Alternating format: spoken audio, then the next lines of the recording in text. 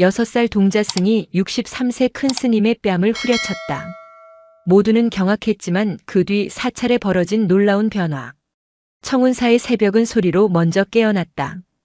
법고 소리가 겹겹이 쌓인 산의 능선을 타고 안개처럼 퍼져나가고 뒤이어 모거의 건조한 울음이 잠든 수행자들의 의식을 흔들었다. 63해의 세월이 고스란히 내려앉은 대웅전의 기와장 위로 희미한 여명이 번질 무렵 큰 스님 해명은 이미 가부좌를 튼 채 좌선에 들어있었다.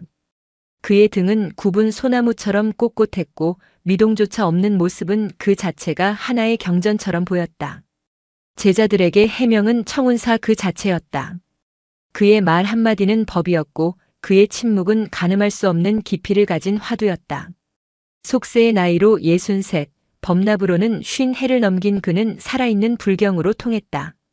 그의 눈빛은 겨울 계곡의 얼음장처럼 차갑고 날카로워 어지간한 수자들도 감히 그 앞에서 눈을 마주치지 못했다.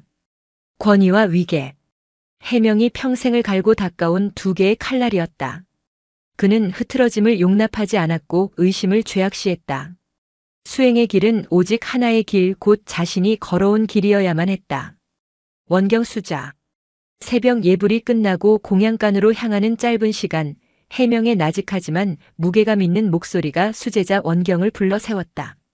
원경은 해명을 그림자처럼 따르는 20년 지기 제자였다. 네, 큰 스님. 어젯밤 해우소 쪽에서 소리가 들렸다. 잠든 시간을 어기고 도량을 배회하는 자가 누구인지 알아보았는가? 해명의 말에는 온기가 없었다. 사실과 확인 그리고 그에 따를 질책만이 예고되어 있었다. 송구하오나 큰 스님. 어젯밤에는 별다른 움직임이 없었던 것으로 아옵니다. 아마 바람 소리를 잘못 들으신 것이 아닐지요. 원경의 조심스러운 답변에 해명의 미간에 보일 듯 말 듯 한 주름이 잡혔다. 내 귀가 바람 소리와 발자국 소리를 구분 못할 것 같은가. 사소한 규칙 하나가 무너지면 둑이 무너지는 것도 한순간이다. 다시 한번 철저히 살피도록 하라. 명심하겠습니다. 원경은 허리를 깊이 숙였다. 그는 스승의 그늘 아래서 평생을 보냈지만 언제부터인가 그 그늘이 너무나 차고 어둡다고 느끼기 시작했다. 스승의 가르침은 언제나 옳았고 그의 수행은 완벽에 가까웠다. 하지만 그 완벽함 속에는 타인을 향한 자비나 이해 대신 자신을 향한 자만과 타인을 향한 서슬퍼런 경계심만이 도사리고 있었다. 마치 잘 닦인 칼날처럼 가까이 다가서는 모든 것을 베어버릴 듯한 위태로움이었다. 그 위태로운 권위의 성체에 작은 균열을 내는 존재가 있었다. 6살 동자승 수민이었다. 3년 전 절 앞에 버려진 아이를 해명이 거두었다. 자비를 베푸는 자신의 모습을 대중에게 보이기 위한 계산된 행동이라는 것을 아는 제자는 거의 없었다. 수민은 절의 귀염둥이였지만 동시에 가장 이질적인 존재였다. 아이는 경전의 어려운 글자들보다 대웅전 처마 밑에 집을 짓는 제비의 움직임에 더 큰 관심을 보였다. 낭낭한 독경 소리보다는 풍경에 부딪히는 바람 소리에 더 오래 귀를 기울였다. 제자들은 아이의 순수함이라 여겼지만 해명은 그것을 산만함과 기강해이의 증거로 보았다. 특히 해명을 거슬리게 하는 것은 수민의 눈빛이었다. 다른 모든 이들이 경외와 두려움이 섞인 눈으로 자신을 우러러볼 때 수민은 그저 맑고 투명한 눈으로 해명을 바라볼 뿐이었다. 마치 오래된 고목을 보듯 구르는 돌멩이를 보듯 아무런 판단이나 감정 없이 그저 존재 자체를 응시했다.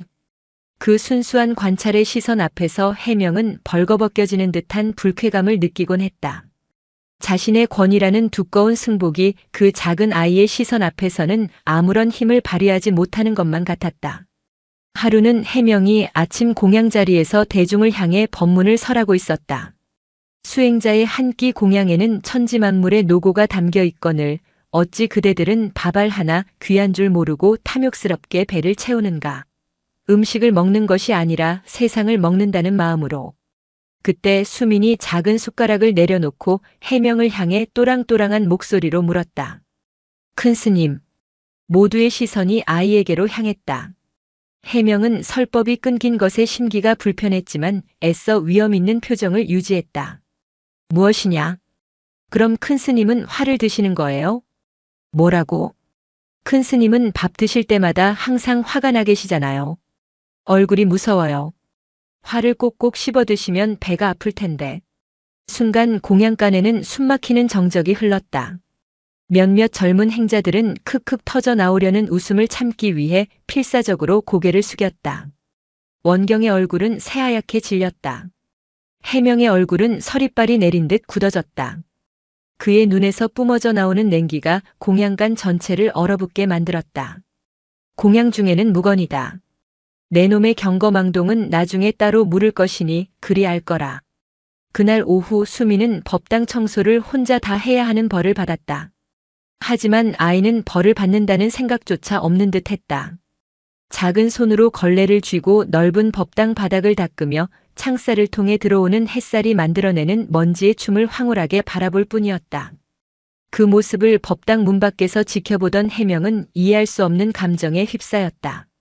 자신의 권위가, 자신의 분노가 저 작은 아이에게는 아무런 상처도 남기지 못했다. 오히려 상처를 입은 것은 자신이었다. 아이의 순수한 질문은 너의 가르침과 너의 삶은 왜 이리도 다른가? 라고 묻는 날카로운 비수와도 같았다. 그날 밤 해명은 깊은 잠을 이루지 못했다. 어둠 속에서 그는 30년 전 자신의 스승이었던 노선사의 마지막 모습을 떠올렸다. 노선사는 문둥병 환자의 썩어가는 발을 자신의 입으로 빨아 고름을 짜낼 정도로 자비로운 이였으나 유독 제자였던 해명의 아상과 지식에 대한 자만을 경계했다. 해명아, 너의 알미 너의 눈을 가리는구나. 경전 천권을 외운들 내 마음속의 부처를 보지 못하면 무슨 소용이 있겠느냐. 가장 낮은 곳으로 가거라. 가장 아픈 곳을 보듬거라. 깨달음은 책 속에 있는 것이 아니라 바로 그곳에 있느니라. 스승의 유언과도 같았던 말을 그는 평생 동안 애써 외면해왔다. 자신은 스승과는 다른 방식으로 불법을 세우리라 다짐했다. 무너진 기강을 바로 세우고 엄격한 수행과 법도를 통해 청운사를 반석 위에 올려놓는 것. 그것이 자신의 길이라 믿었다. 그리고 마침내 그는 모두가 우러러보는 큰 스님, 살아있는 권위가 되었다. 하지만 지금 6살 동자승의 티없는 눈빛 앞에서 그의 철옹성 같던 자존심은 모래성처럼 흔들리고 있었다. 새벽의 그림자 속에서 그는 여전히 꼿꼿이 앉아 있었지만 그의 내면은 길을 잃고 헤매는 미아처럼 혼란스러웠다. 청운사의 새벽은 밝아오고 있었지만 해명의 마음은 그 어느 때보다 깊은 어둠 속으로 가라앉고 있었다. 수민의 질문이 던진 파문은 쉽게 가라앉지 않았다. 그것은 해명의 견고한 세계에 던져진 작은 돌멩이였지만 그 파동은 청운사 전체에 보이지 않는 균열을 만들어내고 있었다. 제자들은 큰 스님을 대하는 태도가 전보다 더 조심스러워졌지만 그들의 침묵 속에는 이전에는 없던 미묘한 감정의 결이 생겨났다. 그것은 순수한 경외심이라기보다는 언제 터질지 모르는 폭풍을 앞둔 불안한 정적에 가까웠다. 해명은 이 변화를 민감하게 감지했다. 그는 자신의 권위가 도전받았다고 느꼈다. 2개 작은 구멍을 막지 않으면 모든 것이 무너진다는 그의 신념은 더욱 강박적으로 변해갔다. 그는 사소한 것 하나하나에 더욱 엄격한 잣대를 들이댔다. 새벽 예불의 목탁 소리가 조금이라도 흐트러지면 불호령이 떨어졌고 점심 공양 후 바루를 헹구는 물소리가 요란해도 어김없이 질책이 뒤따랐다. 청운사는 고요한 수행 도량이 아니라 숨막히는 군대 막사처럼 변해가고 있었다. 수좌, 요즘 대중의 기강이 말이 아니네. 며칠 전에는 해우소에서 소리가 들리더니 어제는 공양간에서 쌀을 씻던 행자가 콧노래를 흥얼거렸다고 하더군. 이게 다 저 동자승 하나가 들어와 물을 흐려놓았기 때문이다. 해명은 원경을 자신의 방으로 불러들여 찻잔을 앞에 두고 말했다. 하지만 그의 말은 차의 향기처럼 부드럽지 못하고 얼음처럼 차가웠다. 큰 스님, 수민이는 아직 어린아이일 뿐입니다. 아이의 순수한 행동이 수행 대중에게 그리 큰 영향을 미치지는 않을 것이라 사료됩니다. 원경은 용기를 내어 스승의 생각에 반기를 들었다. 스승을 존경했지만 그의 집착이 도를 넘어서고 있다고 판단했기 때문이다. 해명은 찻잔을 소리나게 내려놓았다. 찬물이 넘실거리며 찻잔 받침을 적셨다. 순수? 그것은 방종이다. 규칙과 법도를 모르는 무지일 뿐이야. 수행의 길에 나이가 무슨 상관이며 순수가 무슨 변명이 된단 말인가. 저 아이의 존재 자체가 지금 청운사의 가장 큰 문제임을 정녕 모른단 말인가. 해명의 목소리는 낮았지만 그 안에 담긴 분노는 활화산처럼 들끓고 있었다. 원경은 더 이상 아무 말도 할 수 없었다. 스승의 눈에 비친 것은 수민이라는 아이가 아니라 자신의 권위를 위협하는 적이었다. 그 무렵 수민에게는 작은 변화가 생겼다. 아이는 여전히 천진난만했지만 해명을 바라보는 시간이 부쩍 늘었다. 법당에서, 공양간에서, 낭하에서 수민은 종종 걸음을 멈추고 멀찍이서 해명을 가만히 응시하곤 했다. 그 눈빛에는 원망도 두려움도 없었다. 마치 아픈 상처를 들여다보는 듯한 깊은 연민과 호기심이 담겨 있었다. 하루는 해명이 경례를 거닐다 후원의 낡은 약사전 앞에서 쪼그려 앉아있는 수민을 발견했다. 아이는 무언가에 열중하고 있었다. 해명은 또 무슨 부질없는 장난을 치는가 싶어 못마땅한 표정으로 다가갔다. 여기서 무얼 하고 있느냐? 수민은 해명의 목소리에 깜짝 놀라 돌아보았다. 아이의 작은 손에는 흑투성이 지렁이 한 마리가 꿈틀거리고 있었다. 큰 스님, 지렁이가 길을 잃었어요. 딱딱한 돌바닥에 나와서 힘들어해요. 흙으로 돌려보내주려고요. 그래야 살 수 있대요. 수민은 조심스럽게 지렁이를 화단 흙 위에 놓아주었다. 지렁이는 기다렸다는 듯이 부드러운 흙 속으로 빠르게 파고들었다. 아이는 그 모습을 보며 환하게 웃었다. 그 순수한 미소 앞에서 해명은 순간 할 말을 잃었다. 자신은 평생을 중생구제를 외치며 살아왔지만 정작 눈앞에 작은 생명 하나가 고통받는 것에는 무감각했다. 반면 이 작은 아이는 말 못하는 미물의 고통을 직감하고 기꺼이 손을 내밀었다. 깨달음은 가장 낮은 곳에 있느니라. 스승의 목소리가 환청처럼 뇌리를 스치고 지나갔다. 해명은 세차게 고개를 저어 잡념을 떨쳐냈다. 이것은 감상이 아니다. 나약함일 뿐이다. 그는 스스로를 다그치며 차갑게 돌아섰다. 하지만 그의 등 뒤로 수민의 맑은 목소리가 따라붙었다. 큰 스님도 아파요? 해명의 발걸음이 우뚝 멈췄다. 그는 돌아보지 않았다.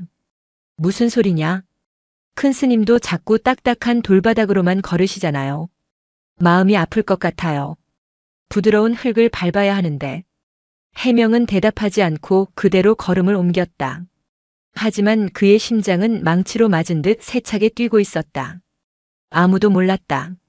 제자들 중 그 누구도, 심지어 자신조차도 애써 외면했던 그의 내면의 상처를 6살짜리 동자승이 정확하게 꿰뚫어 보았다. 그는 사실 아팠다. 평생을 권위라는 갑옷을 입고 살아왔지만 그 속의 맨살은 늘 불안과 열등감에 시달리고 있었다. 젊은 시절 그는 경전에 통달한 수재였지만 정작 깨달음의 경지에서는 늘 스승에게 인정받지 못했다. 스승은 그의 지식을 칭찬한 적이 없었고 오히려 그의 많이 아는 병을 꾸짖었다. 그 꾸짖음은 해명에게 깊은 상처로 남았다. 스승이 열반에 든 후 그는 스승의 가르침을 부정하는 방식으로 자신의 존재를 증명하려 했다. 자비와 하심 대신 권위와 위계라는 돌바닥 위에 자신의 성을 쌓아 올렸다. 그렇게 평생을 걸어온 돌바닥이었다. 단단하고 안정적이며 누구도 감히 넘볼 수 없다고 믿었던 그 길 위에서 그는 처음으로 발바닥이 아려오는 듯한 통증을 느꼈다. 균열은 이미 시작되었다. 단지 해명 자신만이, 그리고 청운사의 다른 모든 이들이 그 균열이 얼마나 깊고 거대한 것인지 미처 깨닫지 못하고 있을 뿐이었다. 그저 폭풍 전의 고요처럼 무겁고 습한 공기가 도량 전체를 짓누르고 있었다. 모두가 숨을 죽인 채 무언가 거대한 일이 터지기 직전의 불길한 예감에 사로잡혀 있었다. 그리고 그 예감은 머지않아 현실이 될 운명이었다. 초파일을 며칠 앞둔 주말, 청운사에는 모처럼 속세의 활기가 넘실댔다. 연등을 달기 위해 절을 찾은 신도들과 오랜만에 대가람의 풍경을 즐기러 온 행락객들로 경내는 북적였다. 그날 오후 해명은 대웅전 앞마당에서 특별 법회를 열었다. 이는 자신의 건재함을 과시하고 최근 흐트러진 사찰의 분위기를 다잡기 위한 의도적인 행사였다. 수백 명의 대중이 그의 발 아래 엎드려 있었다. 해명은 높은 법상에 앉아 특유의 장중하고 위험 있는 목소리로 법문을 시작했다. 오늘의 주제는 아상을 버리는 길이었다. 어리석은 중생들은 나라는 허상에 갇혀 평생을 고통 속에서 살아간다. 나의 이름, 나의 지위, 나의 지식, 나의 자존심 이 모든 것이 실체 없는 뜬구름이요 한 줌의 재에 불과한 것을 진정한 수행자란 이 모든 헛개비로부터 벗어나 텅 빈 충만의 경지에 이르는 자를 이름이니 그의 말은 유창했고 경전의 인용은 막힘이 없었다. 신도들은 감탄하며 고개를 끄덕였고 제자들은 익숙한 존경의 눈빛으로 스승을 우러러보았다. 하지만 그의 말은 그 자신에게는 닿지 않는 공허한 메아리에 불과했다. 그는 나를 버리라고 설파하면서 세상 그 누구보다 거대한 나라는 성체 안에 스스로를 가두고 있었다. 바로 그때였다. 맨 앞줄 다른 동자승들 틈에 앉아있던 수민이 자리에서 조용히 일어섰다. 아이는 주위의 시선은 아랑곳하지 않고 뒤뚱거리는 걸음으로 법상을 향해 걸어오기 시작했다. 법회를 돕고 있던 원경의 심장이 덜컥 내려앉았다. 그는 황급히 아이를 막아서려 했지만 수민은 그의 손을 피해 곧장 법상 앞으로 다가갔다. 해명은 설법을 멈추고 미간을 찌푸렸다.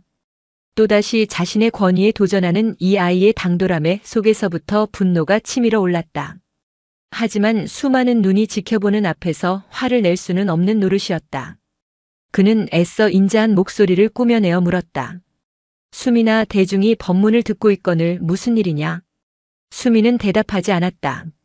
아이는 그저 맑고 커다란 눈으로 해명의 얼굴을 뚫어지게 올려다볼 뿐이었다. 그 순간 아이의 눈에 비친 것은 존경받는 노스님의 얼굴이 아니었다. 그것은 분노와 자만, 불안과 고독이라는 온갖 감정들이 뒤엉켜 만들어낸 흉측한 가면이었다. 아이의 순수한 눈에는 그 가면이 마치 큰 스님의 얼굴에 달라붙어 그를 괴롭히는 벌레처럼 보였다. 아주 크고 아주 못생긴 벌레. 아이는 저 벌레를 떼어주어야 한다고 생각했다. 그래야 큰 스님이 아프지 않을 것 같았다. 수미는 자신의 작은 오른손을 번쩍 들어 올렸다. 모든 것이 멈춘 듯한 찰나의 정적. 그리고 이어지는 믿을 수 없는 광경. 짝. 세상 모든 소리를 삼켜버릴 듯 맑고 날카로운 파열음이 대웅전 앞마당을 가득 채웠다. 움직인 것은 6살 아이의 여리고 작은 손바닥이었지만 그 소리는 천지를 뒤흔드는 천둥소리처럼 모두의 고막을 때렸다. 시간이 얼어붙었다. 바람도 숨을 죽였고 지저귀던 산새들도 일제히 울음을 그쳤다. 수백의 대중은 눈앞에서 벌어진 일을 이해하지 못한 채 그대로 굳어버렸다. 감히 누구도 상상조차 할 수 없는 일. 살아있는 부처라 불리는 청운사의 절대 권위자인 큰 스님 해명의 뺨을 6살 동자승이 모든 이가 보는 앞에서 후려친 것이다. 해명은 그대로 굳어 있었다. 왼쪽 뺨에 남은 후끈한 통증보다 더한 충격이 그의 온몸을 관통했다. 그것은 물리적인 아픔이 아니었다. 평생을 공들여 쌓아 올린 해명이라는 거대한 자존심의 성이 그 작은 손바닥 하나에 산산조각 나며 무너져 내리는 소리였다. 수치심, 분노, 모멸감 온갖 감정이 들끓어 당장이라도 아이를 향해 호통을 치고 벼락을 내려야 마땅했다. 그의 눈빛이 순간 살기로 번뜩였다. 원경은 사색이 되어 달려나왔다. 큰 스님, 송구합니다. 아이가 철이 없어서. 그는 수민의 어깨를 붙잡아 끌어내리려 했다. 몇몇 상좌들도 경악하며 자리에서 일어섰다. 이제 곧 상상할 수 없는 파국이 펼쳐지리라. 모두가 그렇게 생각했다. 하지만 해명은 움직이지 않았다. 그는 자신을 올려다보는 수민의 눈을 마주 보았다. 아이의 눈에는 어떠한 악이나 반항심도 없었다. 오직 순수한 염려와 티 없는 연민만이 가득했다. 그 깊고 맑은 눈동자 속에서 해명은 평생 외면해왔던 자신의 맨 얼굴을 보았다. 권위라는 가면 뒤에 숨어있던 상처받고 고독하며 오만했던 한 늙은 수행자의 초라한 모습이었다. 큰 스님도 아파요? 딱딱한 돌바닥으로만 걸으시잖아요. 아이의 목소리가 그의 영혼을 울렸다. 손바닥이 울린 것이 아니었다. 자신의 오만이, 자신의 위선이, 자신의 어리석음이 울고 있었다. 아이의 손은 자신을 벌한 것이 아니라 자신을 얽매고 있던 두꺼운 껍데기를 깨부숴준 자비의 손길이었다. 30년 전 스승이 그토록 깨우쳐주려 했던 가르침을 그는 이제야 6살 아이의 손바닥을 통해 온몸으로 깨닫고 있었다. 해명의 눈에서 번뜩이던 살기가 스르르 녹아내렸다. 굳어있던 그의 몸에서 힘이 빠져나갔다. 그는 천천히, 아주 천천히 떨리는 두 손을 가슴 앞으로 모았다. 그리고는 법상 위에 앉은 채로 자신의 뺨을 때린 작은 아이를 향해 허리를 숙여 조용히 합장했다. 그 순간이었다. 그 모습을 지켜보던 원경의 눈에서 뜨거운 눈물이 왈칵 쏟아졌다. 스승의 평생을 짓누르던 무거운 갑옷이 벗겨지는 것을 그는 보았다. 한쪽 구석에서 이 모든 광경을 불안하게 지켜보던 젊은 행자의 입에서도 흐느낌이 터져나왔다. 그 흐느낌은 전염병처럼 번져나갔다. 제자들은 더 이상 참지 못하고 소리내어 울기 시작했다. 그것은 슬픔의 눈물이 아니었다. 큰 스님에 대한 안타까움도 아이에 대한 걱정도 아니었다. 그들은 지금껏 스승에게서 단 한 번도 보지 못했던 진정한 가르침을 보고 있었다. 수천 번의 법문보다 수만 번의 죽비보다 더 깊고 위대한 가르침. 분노를 넘어서고 자존심을 내려놓은 자리에서 비로소 피어나는 참된 깨달음의 순간을 그들은 온몸으로 목격하고 있었다. 그날 청운사 대웅전 앞마당에 울려 퍼진 것은 한 아이의 작은 손바닥 소리였지만 그 소리가 깨운 것은 잠자고 있던 모든 이들의 영혼이었다. 손바닥 소리가 멎은 자리에 남은 것은 깊은 침묵과 흐느낌뿐이었다. 법회는 더 이상 이어질 수 없었다. 해명은 자신을 향해 고개 숙인 수민과 눈물 흘리는 제자들과 영문을 몰라 웅성거리는 신도들을 그저 묵묵히 바라볼 뿐이었다. 그의 얼굴에서는 분노도 수치심도 기쁨도 슬픔도 읽을 수 없었다. 마치 텅 비어버린 그릇처럼 그는 모든 감정이 빠져나간 평온한 무표정으로 앉아 있었다. 얼마나 시간이 흘렀을까? 해명은 법상에서 천천히 몸을 일으켰다. 그의 움직임은 이전처럼 위험 있지도 날카롭지도 않았다. 마치 아주 무거운 짐을 평생 지고 가다가 이제 막 내려놓은 사람처럼 느리고 신중했다. 그는 아무 말 없이 여전히 합장한 자세 그대로 돌아서서 자신의 처소인 무설전을 향해 걸음을 옮겼다. 그의 뒷모습이 사라지자 얼어붙었던 경내는 비로소 혼돈에 휩싸였다. 신도들은 도저히 이해할 수 없는 광경에 대해 서로 수군거리기 시작했다. 아니, 대체 무슨 일인가? 저 동자승이 큰 스님 뺨을 내가 잘못 본 것이 아니지. 그런데 큰 스님께서는 왜 화를 내지 않으시는 겐가? 오히려 합장을 하시지 않았나? 원경은 정신을 차리고 사태 수습에 나섰다. 그는 다른 상좌들에게 신도들을 진정시키고 돌려보내도록 지시한 뒤 멍하니 서 있는 수민에게 다가갔다. 아이는 방금 무슨 일을 저질렀는지조차 모르는 얼굴로 해명이 사라진 쪽을 멀거니 바라보고 있었다. 원경은 아이의 작은 손을 잡았다. 미움이나 원망 대신 설명할 수 없는 경외감이 밀려왔다. 이 작은 손이 지난 20년간 그 어떤 제자도 해내지 못했던 일을 해낸 것이다. 스승의 가장 두꺼운 껍데기를 깨부쉈다. 수민아, 일단 나를 따라오너라. 그날 청운사의 모든 일과는 멈췄다. 저녁 공양을 알리는 종소리도 울리지 않았고 대중들은 저마다 3355 모여 낮에 있었던 일에 대해 이야기했다. 하지만 그들의 목소리에는 힘이 없었다. 사찰을 지탱하던 거대한 기둥, 해명이라는 절대적인 권위가 흔들리자 모두가 방향을 잃고 표류하는 배의 선원들처럼 불안해했다. 저녁 공양은 침묵 속에서 진행되었다. 늘 상석에 앉아 서리빨 같은 눈으로 대중을 감시하던 해명의 자리가 비어 있었다.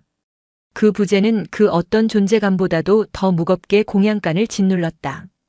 제자들은 밥을 입으로 가져가는지 코로 가져가는지 모를 지경이었다. 아무도 감히 입을 열지 못했다. 늘 듣기 싫었던 큰 스님의 질책과 호통이 사라지자 오히려 그 빈자리가 얼마나 거대했는지를 모두가 절감하고 있었다. 수민을 어떻게 해야 하는가를 두고 젊은 승려들 사이에 의견이 분분했다. 아무리 그래도 스승의 뺨을 친 것은 천인공노할 일이다. 당장 쫓아내야 한다. 아니다. 큰 스님께서 합장까지 하시지 않았는가? 분명 깊은 뜻이 있을 것이다. 저 아이는 요물이야. 절에 들어온 뒤로 조용한 날이 없었어. 어쩌면 부처님께서 우리를 시험하시기 위해 보낸 분일지도 몰라. 모든 논쟁은 결론 없이 흩어졌다. 해명의 침묵이 계속되는 한 그 누구도 감히 결정을 내릴 수 없었다. 청운사는 팽팽한 긴장감 속에서 길고 깊은 밤으로 빠져들었다. 무설전에는 밤늦도록 불이 꺼지지 않았다. 문틈으로 새어나오는 희미한 등불빛을 보며 제자들은 스승이 과연 무슨 생각을 하고 있을지 가늠조차 할 수 없었다. 혹시 조용히 분노를 사귀고 있는 것은 아닐까? 내일 아침 상상할 수 없는 폭풍이 절 전체를 뒤덮을지도 모른다는 공포가 모두를 짓눌렀다. 원경은 자신의 방에서 잠든 수민의 얼굴을 가만히 내려다보았다. 아이는 세상 모르고 평화롭게 잠들어 있었다. 고른 숨소리를 내쉬는 아이의 얼굴은 더없이 맑고 순수했다. 원경은 생각했다. 과연 저 아이는 알고 있었을까? 자신의 작은 손바닥 하나가 거대한 사찰의 운명을, 그리고 한 늙은 수행자의 남은 생을 통째로 뒤흔들어 놓았다는 사실을. 그날 밤 청운사의 그 누구도 깊은 잠을 이루지 못했다. 손바닥 소리는 멎었지만 그 침묵의 파문은 이제 막 모두의 마음속에서 거세게 일렁이기 시작하고 있었다. 그날의 사건은 끝이 아니었다. 그것은 모든 것의 시작이었다. 무설전 안 해명은 촛불 하나에 의지한 채 방 한가운데 미동도 없이 앉아 있었다. 문을 걸어 잠근 채 그는 오롯이 자기 자신과 마주하고 있었다. 시간의 감각은 사라진 지 오래였다. 뺨에 남았던 열기는 이미 사라졌지만 영혼에 새겨진 낙인은 더욱 선명해졌다. 그는 눈을 감았다. 그러자 낮의 광경이 무한히 반복되어 떠올랐다. 자신을 향해 다가오던 아이의 흔들림 없는 눈빛, 허공을 가르던 작은 손, 그리고 귀가 아니라 가슴을 후려쳤던 그 맑은 파열음. 처음에는 참을 수 없는 모멸감이 온몸을 지배했다. 수백의 대중 앞에서 당한 치욕. 평생을 지켜온 큰 스님으로서의 체면과 권위가 한순간에 먼지처럼 흩어졌다. 분노가 시뻘건 용암처럼 들끓어 당장이라도 문을 박차고 나가 아이의 종아리를 부러뜨리고 이 모든 것을 수수방관한 제자들을 전부 내쫓고 싶은 충동이 일었다. 감히 내가 무얼 안다고. 속에서 아우성이 터져나왔다. 하지만 그 분노의 파도가 휩쓸고 지나간 자리에 이상한 공허함이 찾아왔다. 그는 평생을 큰 스님 해명이라는 이름 뒤에 숨어 살았다. 그 이름은 견고한 갑옷이었고 누구도 넘볼 수 없는 성벽이었다. 하지만 오늘 아이의 작은 손바닥은 그 갑옷을 종이장처럼 찢어버리고 성벽을 허물어버렸다. 갑옷이 벗겨진 자리에는 상처투성이의 나약한 인간만이 남아있었다. 큰 스님도 아파요? 수민의 목소리가 귓가에 다시 울렸다. 그는 아팠다. 언제나 아팠다. 스승에게 인정받지 못했던 젊은 시절의 열등감, 경전지식은 누구보다 해박했지만 마음 한구석에서는 단 한 번도 진정한 평화를 얻지 못했던 불안감. 제자들을 엄격하게 다그쳤던 것은 그들을 위해서가 아니라 자신의 불안을 감추기 위한 방어기제였음을 그는 이제야 인정해야만 했다. 자신의 권위는 깨달음의 증거가 아니라 깨닫지 못했음의 반증이었다. 그는 평생을 딱딱하고 거친 돌바닥 위를 걸어왔다. 그리고 모든 사람이 그 길을 따라 걷기를 강요했다. 그것만이 유일한 길이라 믿었기에. 하지만 그 길의 끝에서 그가 마주한 것은 해탈의 평온이 아니라 고독과 오만으로 둘러싸인 벼랑 끝이었다. 수미는 그에게 다른 길이 있다고, 부드러운 흘길이 있다고 온몸으로 보여준 것이다. 해명은 벽에 걸린 거울 속 자신을 바라보았다. 거울 속에는 위험 있는 노승은 없었다. 그저 길 잃은 늙은이에 지치고 겁에 질린 얼굴이 있을 뿐이었다. 처음으로 그는 자기 자신을 정직하게 마주했다. 위선과 자만으로 쌓아 올린 허상의 탑이 와르르 무너져 내렸다. 그 순간 그의 눈에서 뜨거운 것이 흘러내렸다. 63 평생 처음으로 흘리는 참회의 눈물이었다. 소리 없는 눈물이 걷잡을 수 없이 뺨을 타고 흘러내려 승복의 깃을 적셨다. 그것은 패배의 눈물이 아니었다. 비로소 자기 자신에게서 지독했던 나라는 감옥에서 해방되는 자유의 눈물이었다. 한참을 울고 난 그의 마음속에 놀라운 고요가 찾아왔다. 수십 년간 그를 괴롭혔던 아상의 불길이 사그라든 자리. 모든 것이 타버린 잿더미 속에서 그는 아주 작고 따뜻한 불씨 하나를 발견했다. 그것은 지식이나 권위가 아닌 순수한 알아차림의 불씨였다. 아이의 손바닥은 폭력이 아니었다. 그것은 가장 자비로운 형태의 죽비였고 가장 깊은 화두였다. 너는 누구인가? 너는 지금 어디에 서 있는가? 아이는 온몸으로 그에게 묻고 있었던 것이다. 촛불이 흔들리며 긴 그림자를 만들어냈다. 해명은 더 이상 고통스럽지 않았다. 무너진 자존심의 폐허 위에서 그는 비로소 새로운 길의 시작을 보고 있었다. 날이 밝으면 그는 평생 걸어온 그 돌바닥을 벗어나 아이가 알려준 부드러운 흙길 위에 첫 발을 내디뎌야 할 것이다. 어디로 가야 할지는 아직 몰랐다. 하지만 어디로 가지 말아야 하는지는 이제 분명히 알게 되었다. 잿더미 속에 남은 작은 불씨가 그의 남은 길을 밝혀줄 유일한 빛이었다. 밤은 깊었지만 청운사는 잠들지 못했다. 무설전에 꺼지지 않는 등불은 사찰 전체의 신경처럼 모두의 의식을 깨우고 있었다. 제자들은 불안과 기대를 안고 뜬 눈으로 밤을 새우고 있었다. 그들에게 이 밤은 단순한 시간의 흐름이 아니었다. 낡은 시대가 저물고 새로운 시대가 오기 전에 길고 혼란스러운 여명과도 같았다. 원경은 자신의 방에서 조용히 좌선을 하고 있었다. 하지만 그의 마음은 고요한 호수가 아니라 거친 파도가 몰아치는 바다와 같았다. 그는 잠든 수민을 지켜보았다. 저 작은 아이가 과연 이 모든 일의 의미를 알고 있을까? 아마 모를 것이다. 아이는 그저 보았고 느꼈고 행동했을 뿐이다. 계산도 의도도 없는 순수한 행위. 그것이야말로 세상 그 어떤 정교한 법문보다 더 깊은 울림을 가졌음을 원경은 깨닫고 있었다. 그는 스승 해명을 떠올렸다. 지난 20년간 스승의 그림자처럼 살면서 그의 가르침을 한치의 의심 없이 따랐다. 스승의 엄격함이 그의 권위가 곧 불법 그 자체라 믿었다. 하지만 오늘 그는 스승의 가장 인간적인, 가장 나약한 모습을 보았다. 그리고 역설적이게도 그 순간 그는 스승에게서 가장 위대한 부처의 모습을 보았다. 분노를 자비로 돌리고 수치를 깨달음으로 승화시킨 그 합장 한 번에 해명의 평생 수행이 담겨 있었다. 원경은 스승을 원망했던 자신의 어리석음이 부끄러워졌다. 동시에 스승이 이 길고 어두운 밤을 무사히 건너기를 간절히 기도했다. 젊은 행자들은 요사체 한 구석에 모여 촛불 하나를 켜놓고 소곤거리고 있었다. 내일 아침이면 큰 스님께서 수민이를 내쫓으실까? 아니야. 내 생각은 달라. 큰 스님께서 합장하신 건 수민이를 인정하신다는 뜻일 거야. 말도 안 돼. 그럼 앞으로 우리가 저 꼬마 녀석을 스승으로 모셔야 한다는 말이냐? 그런 뜻이 아니라 어쩌면 큰 스님께서는 우리에게 무언가 보여주시려던 게 아닐까? 권위란 이토록 허망한 것이다 라는 걸 말이야. 그들의 대화는 두려움에서 시작해 점차 경외감으로 바뀌어 가고 있었다. 그들은 처음으로 큰 스님의 가르침이 아니라 깨달음 그 자체에 대해 생각하기 시작했다.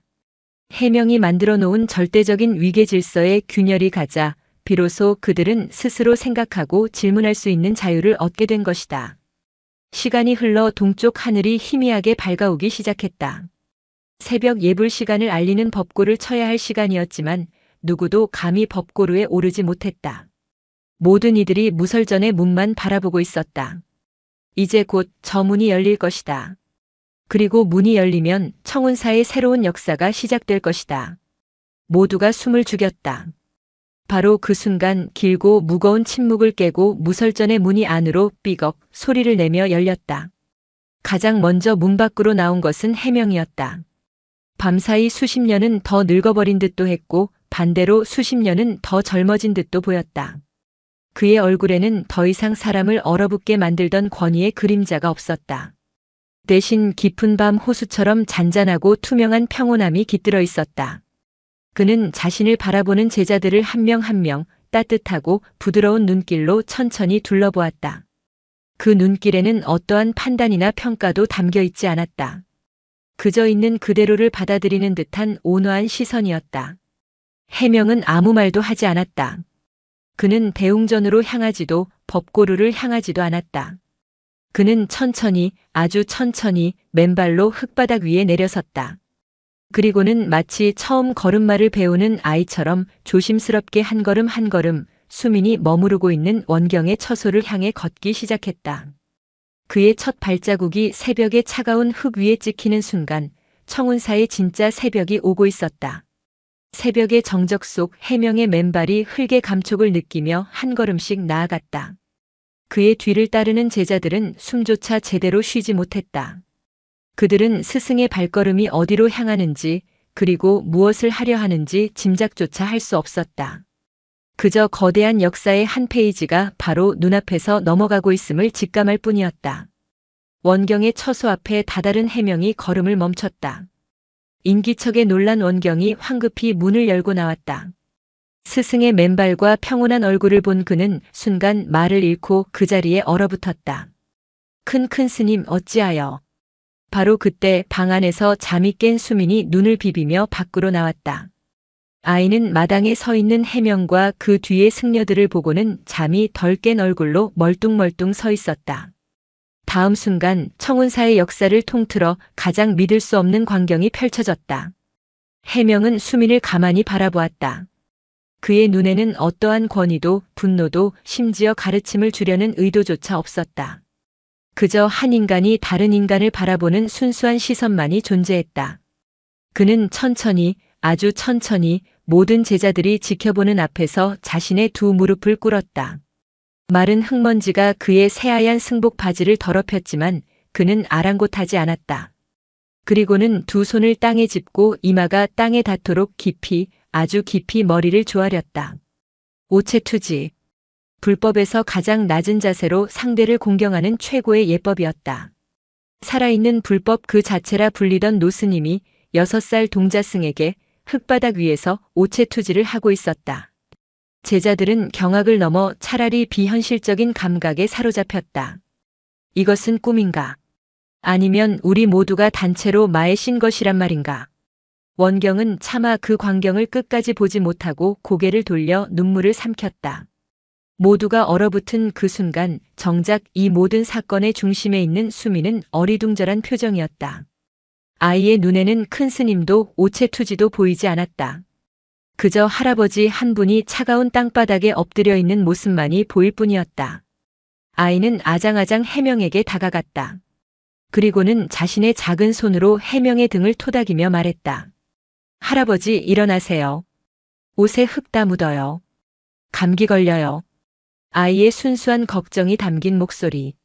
그 어떤 경전의 구절보다도 더 깊은 자비심이 담긴 그 한마디에 해명은 천천히 고개를 들었다. 그의 얼굴은 눈물로 범벅이 되어 있었지만 그의 입가에는 희미한 미소가 걸려 있었다. 지난 수십 년간 그 누구도 본 적 없었던 따뜻하고 편안한 미소였다. 그는 흙먼지 묻은 무릎을 일으키지 않은 채 아이의 눈을 바라보며 나직이 말했다. 그의 목소리는 낭낭하지도 위험 있지도 않았지만 그 어떤 법문보다도 더 큰 힘을 가지고 모두의 가슴에 박혔다. 괜찮다 수민아. 지난 60평생 묻혀온 마음의 먼지에 비하면 이 옷의 먼지는 아무것도 아니니라. 나는 이제야 비로소 이 더러운 것들을 씻어내고 있는 중이다. 그 말을 끝으로 그는 다시 한번 아이를 향해 깊이 합장했다. 그것은 속죄의 절이었고 감사의 절이었으며 마침내 길을 찾은 한 늙은 구도자의 진정한 첫걸음이었다. 그날 이후 청운사는 변했다. 아니, 변했다기보다는 본래의 자리로 돌아왔다는 표현이 더 정확했다. 사찰을 짓누르던 무거운 권위의 그림자가 걷히자 그 자리에는 부드럽고 따스한 햇살이 스며들었다. 제자들의 얼굴에서는 두려움과 긴장이 사라졌다. 새벽 예불의 독경 소리는 더 이상 의무적인 울림이 아니었고 공양간에 바로 씻는 소리는 경쾌한 노랫소리처럼 들렸다. 가장 큰 변화는 해명에게서 찾아왔다. 그는 더 이상 높은 법상에 오르지 않았다. 대신 그는 가장 어린 행자들과 함께 텃밭에 쪼그려 앉아 잡초를 뽑았고 공양간 구석에서 묵묵히 감자 껍질을 깎았다. 그는 말수가 눈에 띄게 줄었고 대신 듣는 시간이 늘어났다. 제자들이 수행 중에 겪는 어려움을 토로하면 예전처럼 정신이 해이해졌다고 질책하는 대신 그저 자신의 일처럼 아파하며 조용히 어깨를 다독여줄 뿐이었다. 사건이 있고 일주일쯤 지난 어느 날 오후 해명은 대중을 대웅전으로 불러 모았다. 제자들은 긴장했다. 드디어 그날의 일에 대한 큰 스님의 공식적인 법문이 있을 것이라 생각했다. 하지만 해명은 대웅전의 높은 불단이 아닌 제자들과 같은 눈높이의 툇마루에 걸터 앉았다. 그의 손에는 경전 대신 방금 텃밭에서 솎아낸 작은 배추 포기 하나가 들려 있었다. 오늘은 경전 이야기를 하지 않겠다. 그의 목소리는 찬물처럼 따뜻했다. 나는 평생을 부처님의 말씀을 전한다며 살아왔다. 하지만 정작 나는 그 말씀의 단 한 글자도 제대로 실천하지 못하는 앵무새에 불과했다. 나는 나를 버리라고 가르치면서 세상에서 가장 큰 나를 섬기며 살았다. 나는 자비를 베풀라고 외치면서 내 주변에 작은 고통 하나 보듬지 못하는 장님이었다. 그는 잠시 말을 멈추고 손에 든 배추 포기를 들어보였다. 이 작은 배추 한 포기가 자라기 위해서는 햇살과 비와 바람과 흙의 보살핌이 필요하다. 세상 만물이 서로 기대어 살아가거늘 나 혼자 잘나고 똑똑하다는 아상에 빠져 평생을 외로운 섬처럼 살아왔다. 나는 부처를 섬긴 것이 아니라 큰 스님이라는 나의 허상을 섬겨온 것이다. 제자들은 숨을 죽이고 그의 말에 귀를 기울였다. 이것은 법문이 아니었다. 한 인간의 처절한 고백이었다. 그날 수민이는 내 뺨을 때린 것이 아니다. 해명은 담담하게 말을 이었다. 그 아이는 거울이었다. 그 맑은 거울 앞에 서자 내 얼굴에 덕지덕지 붙어있던 오만과 위선이라는 흉측한 가면이 비로소 보였던 것이다. 아이는 나를 공격한 것이 아니라 나를 보여주었다. 내 안의 가장 추한 모습을 정직하게 바라볼 수 있도록 도와주었을 뿐이다. 그러니 실은 그 아이의 손이 나를 때린 것이 아니라 나의 어리석음이 수십 년간 나 자신을 매일같이 때리고 있었던 것이다. 그의 고백에 몇몇 제자들은 조용히 눈물을 훔쳤다. 해명은 그들을 바라보며 옅게 미소 지었다. 깨달음은 저 멀리 높은 곳에 있는 것이 아니었다. 가장 낮은 곳에, 가장 아픈 곳에, 그리고 가장 정직한 나의 모습 속에 있었다. 나는 그것을 6살짜리 아이의 손바닥을 통해 비로소 배웠다. 그날 법문에는 단 한 번의 고함도 단 한 번의 어려운 경전 인용도 없었다. 하지만 그 어떤 법문보다 깊고 무거웠다. 제자들은 깨달았다. 진정한 가르침은 소리내어 외치는 것이 아니라 삶으로 직접 보여주는 것임을. 그날 청운사의 모든 대중은 해명의 소리 없는 법문을 통해 저마다의 마음속에 진정한 부처 한 명을 모시게 되었다. 시간이 강물처럼 흘렀다. 손바닥이 울었던 그날의 사건은 청운사의 전설이 되었다. 해명은 더 이상 큰 스님이라 불리지 않았다. 제자들은 그를 노스님 혹은 어르신이라 불렀고 그는 그 호칭을 더 편안하게 여겼다. 그의 권위는 땅에 떨어졌지만 그에 대한 존경심은 하늘에 닿았다. 많은 이들이 그의 변화된 모습을 보기 위해 전국 각지에서 청운사를 찾아왔다. 사찰은 이전보다 더 많은 사람들로 붐볐지만 그 분위기는 조금도 소란스럽지 않고 오히려 더 깊은 평화가 감돌았다. 해명과 수민의 관계는 절의 모든 이들에게 살아있는 화두가 되었다. 해명은 수민을 가르치려 들지 않았다. 오히려 그는 아이에게서 배웠다. 수민이 흙장난을 치며 깔깔거리는 모습에서 그는 지금 이 순간에 온전히 존재하는 법을 배웠고 수민이 넘어져 울다가도 금세 툭툭 털고 일어나는 모습에서 집착 없이 마음을 다스리는 법을 배웠다. 둘은 스승과 제자가 아니라 나이 든 벗과 어린 벗처럼 늘 함께했다. 원경은 그 둘의 모습을 보며 진정한 수행의 길이 무엇인지 날마다 새롭게 깨달았다. 그는 더 이상 완벽한 스승을 찾아 헤매지 않았다.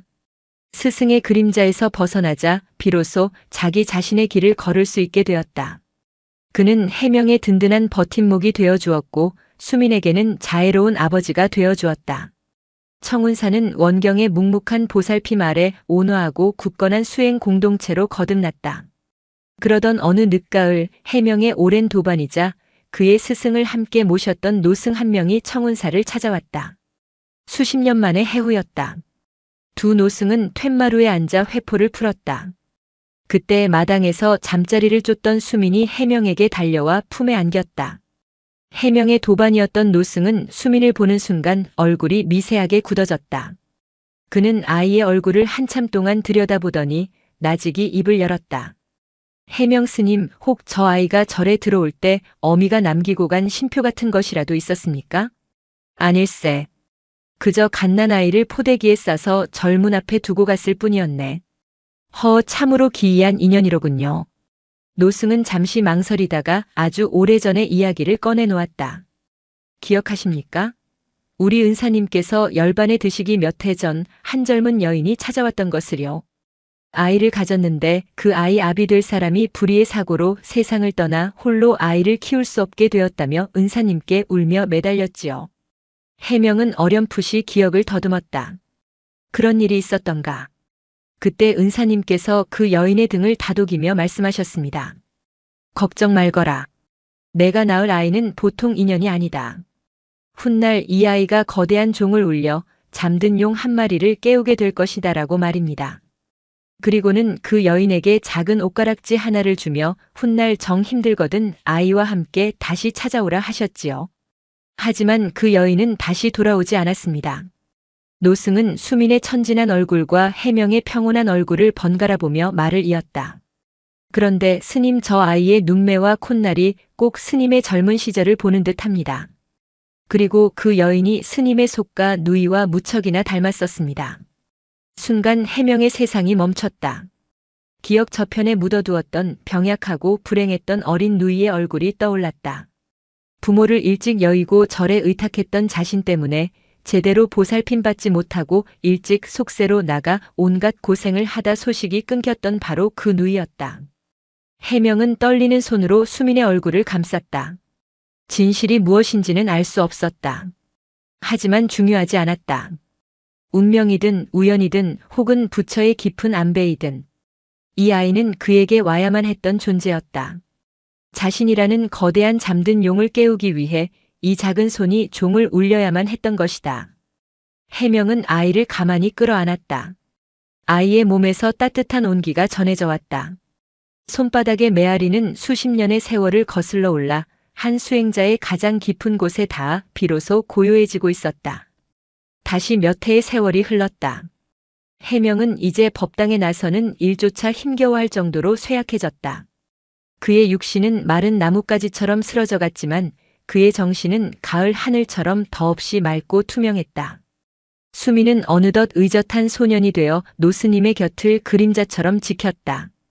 그날도 해질녘 해명은 수민의 부축을 받아 대웅전 앞 툇마루에 앉았다.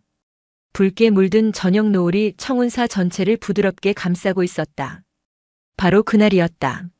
수많은 세월 전 아이의 손바닥이 천지를 울렸던 바로 그날, 그 자리였다.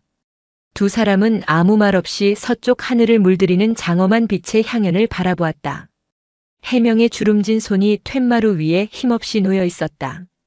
그때 수민이 자신의 작지만 단단한 손을 조용히 그 위로 포겠다.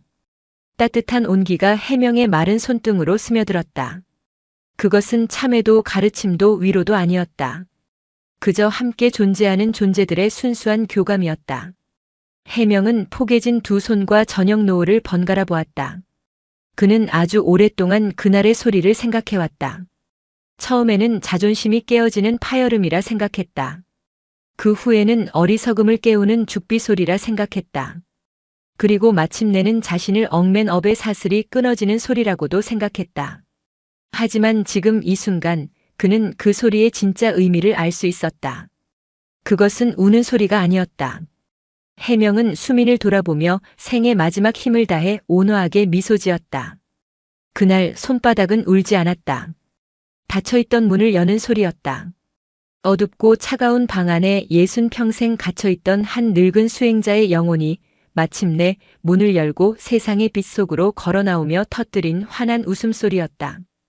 영상이 마음에 드셨다면 구독과 좋아요 부탁드립니다. 부탁드립니다. 부탁드립니다.